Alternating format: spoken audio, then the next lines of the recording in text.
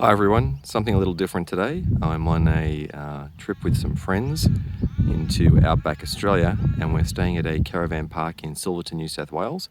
And here they have on the side of the caravan park a 10.5 centimetre German Light Field Howitzer.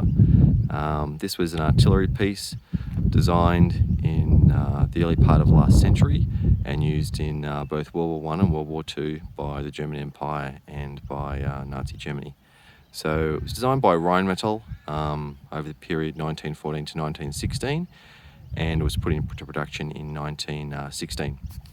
The history of this piece is a little sketchy, but it is known that it was captured during World War I. So this piece is over 100 years old.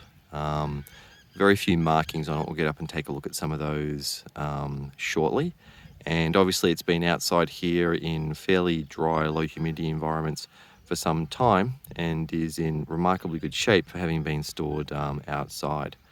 So some of the main features: 10.5 centimetre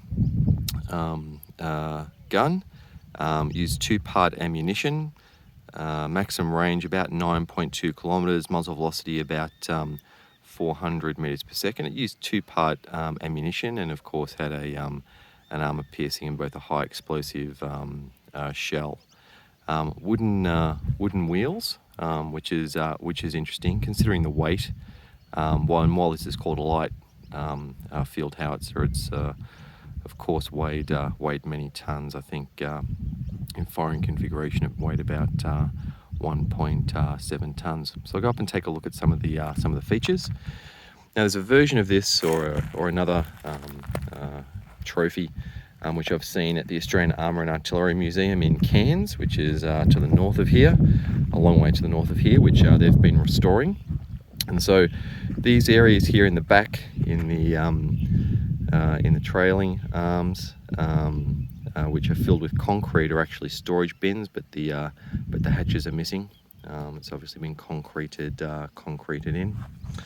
A lot of the wooden parts here, so the wooden seat for the gunner is obviously gone, but there's the mount for it. There's over here the wooden seat for the loader. There's the breech. You can see some of the markings there. So in 12034, and I'm reliably informed that these markings refer to a gun that was made in 1917 by MAN or MAN in Germany. So coming around here, still got part of the sighting mechanism in place. The covers for the sight aperture in the shield have gone. Coming around here to the front, you've got the one of the main design features which make this gun easily recognisable is the two sitting locations for the crew. Once it's limbered up, two crew members can sit in these seats with handles to hold onto.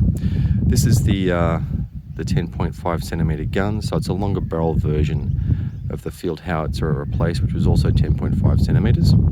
See the rifling in there, and there's a good Australian outback spider waiting for some prey to come along. But it's always really cool to be able to see that rifling that's in place.